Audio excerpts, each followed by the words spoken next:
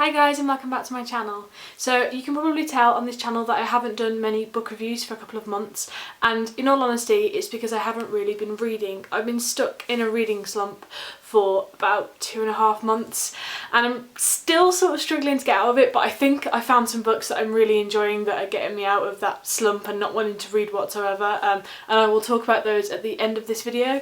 But I have still been reading. I have a collection of books here that I've read in the last couple of months, so I wanted to share them all with you today in one big video and we can just have a chat about them. I am really sorry for the fact that I haven't been doing many reviews. I know it's really shit because that's what this channel is all about, but I've been trying to fill it out with other things that I've been really wanting to film. I'm really hoping that this goes away soon so that I can really get stuck into reviewing lots of books for you. So my sincerest of apologies. Hopefully I'll sort it out soon. So in terms of the Man Booker long list, I only managed to read 4, which I'm gutted about in all honesty. 3 of them, however, did get nominated for the shortlist, so that's good news. So I'm going to go through those now. Very quickly, I will just mention The Northwater that I did mention in my haul, that I didn't finish it. It's set in Yorkshire and it's almost got that sort of like piratey style language, and it just wasn't for me at the time when I was wanting something a little bit easier to read. Perhaps this certainly wasn't the thing. This is a very complex book and credit to it for that. The first chapter where the murder takes place is actually really interesting. I really loved that, but from then on I felt it was a little bit slow. I think I read almost 100 pages of it and it just wasn't for me at the time.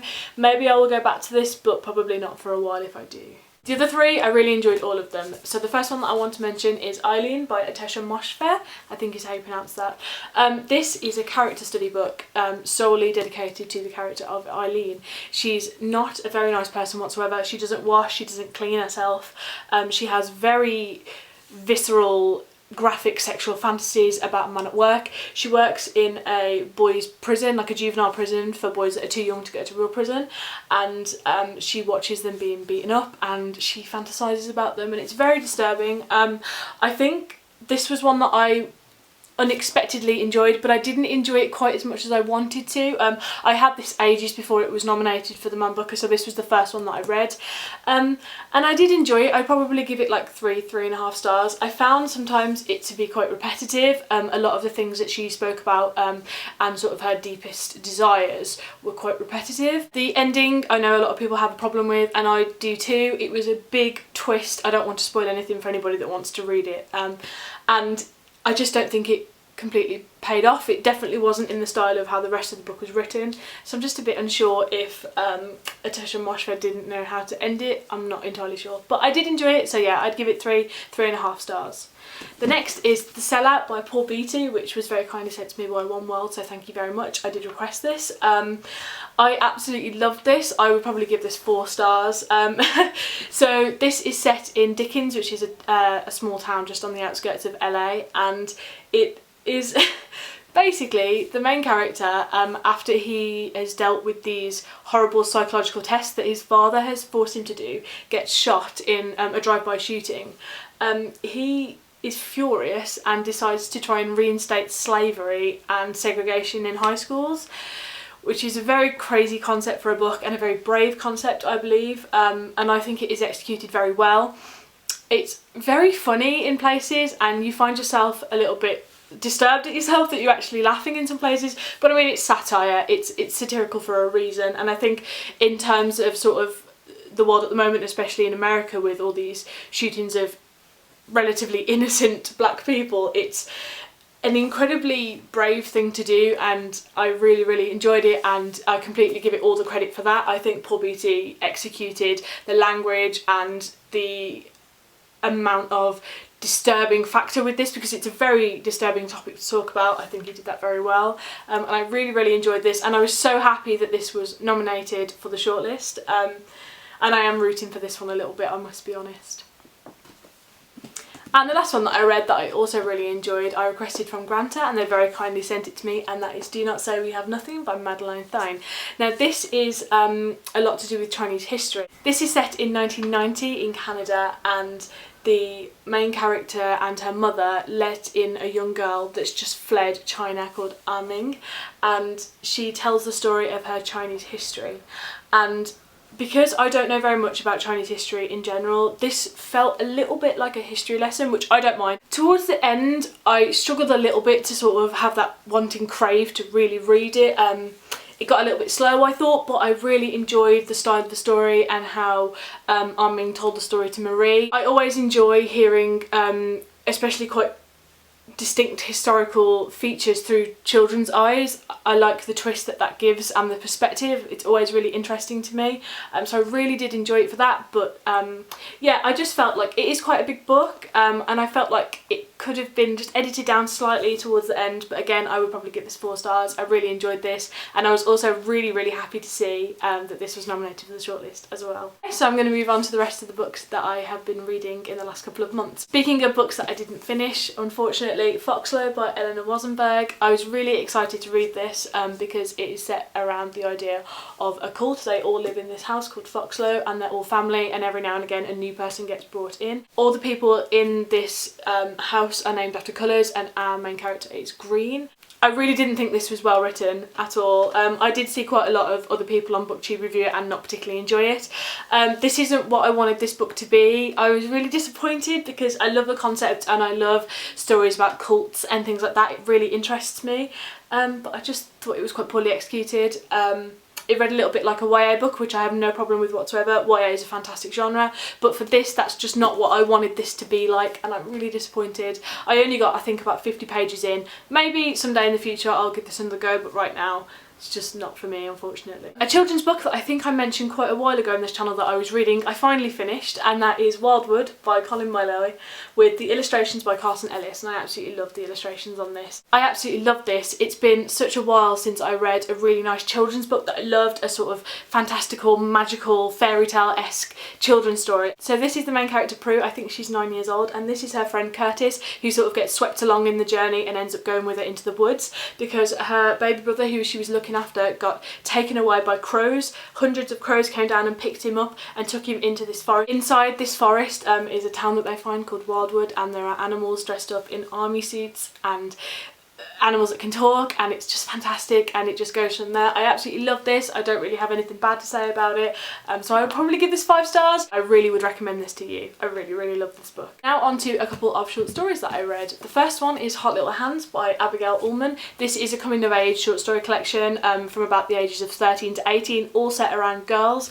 I did mention in my book haul that there was one that really stood out to me, and it's a story about a group of Russian gymnasts, and they're quite young. They're about 14-15, and the one girl, our narrator, is selected to go to America and compete there, and it's a big deal for her, and her best friend also gets picked. So they go along. Obviously they're quite young, they don't have phones and things, and their coach has all their passports, and they get across to America, and they're stuck at this hotel, but it doesn't seem like a hotel, it seems like a person's house, and their coach is nowhere to be seen, so none of them have got any form of identification, and it's really disturbing, and they have to sleep on this like dirtied mattress, and nothing is explained. The story just ends, and the man that sort of owns this hostel type place is really creepy towards the girl. Really loved that one.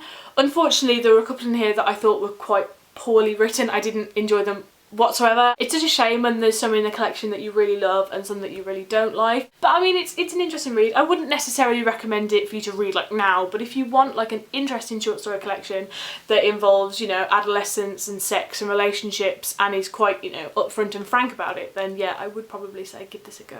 The next short story collection that I read was Any Other Mouth by Annalise McIntosh, which I requested from Freight, and they very kindly sent it to me, so thank you for that. This is part autobiography and part fiction, and it's not explained which parts are which. I didn't realise until sort of halfway through that the majority of the stories have the same name of protagonist, and the dad is died, he's passed away, most of them, and the mom has definite forms of various mental illnesses, and the main character is very sexually driven. I didn't realise that there was the link going through them until about halfway through, so that was quite interesting. I don't know if you're supposed to realise that or not until you get sort of that far through, but I really enjoyed that fact. I do like when short stories are interwoven together, although I think it's something that is very difficult to achieve, so if the author can achieve it, which I think Annalise McIntosh did, then it's excellent. These are very graphic. If you're not into that sort of thing, then I would not recommend this. I thought it was fantastic. I would give this 4 stars for sure. My favourite short story collection that I read in the last couple of months, and probably one of the best short story collections I've ever read, is Children of the New World, stories by Alexander Weinstein. This was very kindly sent to me by Picador in America, and I don't think this is coming out in the UK anytime soon. Hopefully it will, but at the moment I don't think it is. This is a science fiction, fantasy, but also potentially realistic short story collection, which is what makes it quite scary. This involves all sorts of technological advances. For example, the first story in here is called Saying Goodbye to Yang, which is when a family have a doll, but it's like a human doll and it's a robot as well, so it can talk, it can walk, and they treat it as a son, and he malfunctions, and it's very disturbing how it's depicted because it is almost like somebody having a sort of heart attack.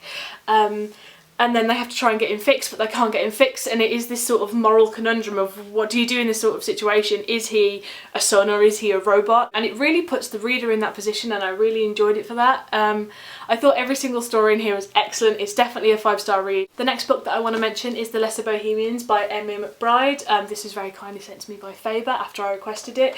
Finally, I've read it. I'm so happy. It's taken me so long to read it, and I don't know why, but I absolutely loved it. I've never read A Girl Is a Half-Formed Thing, but I'm hoping to pick that up soon. So I wasn't used to her writing style. It's very stream of consciousness, and it is quite difficult sometimes to fully grasp exactly what she's saying, but I think it reads like free verse poetry. I think it's absolutely beautiful. The first opening chapter, the introduction in this, is so good. I read it out loud to my boyfriend Dean as like a monologue, because I just think it would make such a cool monologue for drama schools when you're auditioning, because it is about the audition process of drama school. Obviously that's not really how monologues work, you know, they have to be from plays, but I love the idea of doing that as a monologue. I think it'd be really meta and brilliant, and it is so expertly written, and I loved it. There was a tiny bit in the middle where I sort of lost track exactly of what was happening, but I never wanted to put it down. I wanted to just read the whole thing in one go. I absolutely loved it. I loved the depiction of the romance between the teacher and the main character, and I absolutely loved it, and I'm so glad that I finally read it. So yeah, I would definitely give this 4 stars. Really, really loved it, and I can't wait to pick up A Girl Is a Half-Formed Thing. I would definitely recommend you go get this because it is out now. And finally, the last book I want to mention is A Boy Made of Blocks by Keith Stewart. Now, Keith Stewart is the writer of the PlayStation magazine. He also has a column in The Guardian about games, and I was really intrigued by this. I requested this from Little Brown, and they very kindly sent it to me. This was a very difficult book to read. I read this while I was on holiday, and I really did enjoy it. This is essentially a book about a struggle between Alex, who is a father of Sam, who I think is 9 years old, he might be a tiny bit older, who has quite severe autism. I have a cousin who has autism, quite mildly, but I mean autism regardless, and reading this hit home quite strongly because a lot of the things that he spoke about in this, a lot of the genuine challenges that you face when you have a child with autism, was very similar to things that I have to deal with if I go and see my cousin, and how we talk to each other and things. And I feel like I really learnt a lot from this. Alex realises that the one way that he can communicate with his son after he's left his house, he's left his wife and his son, and he's moved out because he really can't deal with it. And straight away you have that sort of barrier between Alex as a character, because you really struggle to connect with somebody who's just left his wife in that situation with his son. But he realises that one way he can connect with Adam is if they play Minecraft online, and I really enjoy Minecraft. It's something that I sometimes play with my friends, but I know that it's a huge thing, especially for young children, and a lot of autistic children have that one thing that they really, really enjoy. And it's interesting the way that Keith Stewart writes about that, in the sense that the character of Alex is upset because he's like, his child is not only autistic, but he doesn't seem to have that thing that autistic children have, and people ask him all the time, oh, but what is he really clever at? And there's nothing, and it's so heartbreaking to read, and it feels so real and honest. And he starts playing Minecraft with him, and it's just so magical, and it's really, you know, I mean, it's realistic, it's not necessarily a happy ending, but it's very hopeful, and I'm really happy that books like this are being written, and I really would recommend this. I would probably give this 4 stars. But yeah, I really would recommend this if you're looking for something to read, or if you're interested in learning a bit more about autism. This captures it very, very well. I think that's everything that I've read in the last couple of months. Please let me know what you think of any of these books, or if you have any recommendations for me. Thank you all so much for watching, and I shall see you in my next video. Bye!